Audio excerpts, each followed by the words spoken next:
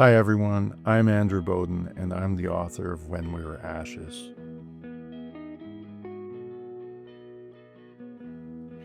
The history I drew on for inspiration to write my novel isn't easy to discuss. Many years ago I read a book by the historian Richard J. Evans called The Third Reich at War. It was there that I learned about the Action T4 program to exterminate people with disabilities, including children. Absolutely horrible piece of history. But it was there that I saw a photograph of the so-called Great Bus that collected children with disabilities to be sent to euthanasia centers. Now, I have a friend who has a grown daughter with severe disabilities. The thought that there was a time in the 20th century when she wouldn't be permitted to live her life troubled me deeply. It's this history and this thought colliding together that moved me to write this novel. My main character is a 13-year-old boy named Rainor Schacht. He has mental and physical disabilities and lives in a sanatorium in Stuttgart, Germany. Despite his difficulties, Rainor has a rich inner life. He can draw and appreciate beauty in music and helps care for the other children. He is incredibly observant and notices things many of us wouldn't. Most adults completely underestimate him because he looks a certain way, because in some ways he's unusual. But he's just as filled with life and humanity as any of us. Most importantly for him, he falls in love with a 16-year-old girl named Emmi, who is an enigmatic character herself. What is especially beautiful is that Rainor's love is expressed in the world in magical ways. He can make flower petals fall from the sky, and he can make music appear from nowhere as if he's turned on a hidden radio. I'm drawn to writing about outsiders, and Rainor is one of the characters I've loved the most in my writing career. Now, I'm not a parent, but I have many friends who are. To a smaller degree, a first book seems akin to having a first child. There's the joy and the love, the immense pride that something of us has been brought into the world, something we hope will endure and go on to contribute to humanity.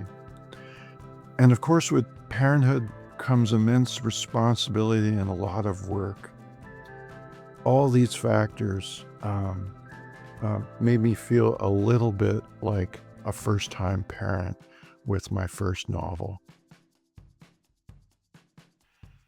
When you're working on a first book, you're going to be entering unexplored country. It's your first book and maybe even your first piece of major writing. There will be many days when you won't know exactly where you're going or if you're even equipped for this journey. And you're going to suffer self-doubt too. But I find with talent comes self-doubt. The two just seem to go hand in hand. It's important to learn to live with your uncertainties and your doubts and keep going on. This is just part of the work of being a writer or being an artist of any sort.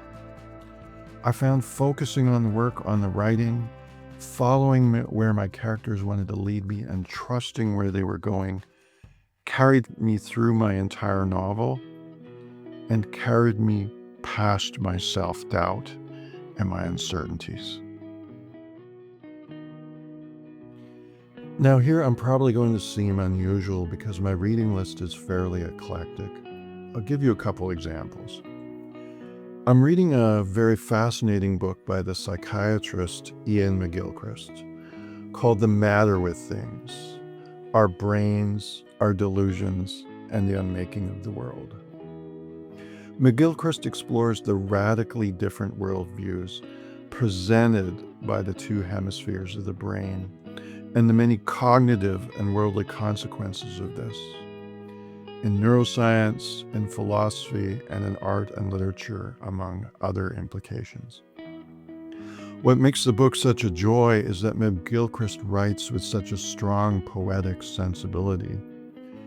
And I'm thinking that this may be one of the most important books of the 21st century, and one certainly I'd recommend to anyone. I also love folklore. So I'm rereading a book called World Tales by the Afghan author Idris Shah. It's an anthology of folk tales from across the globe, and I'm particularly charmed by the illustrated version a friend gave me a few years ago.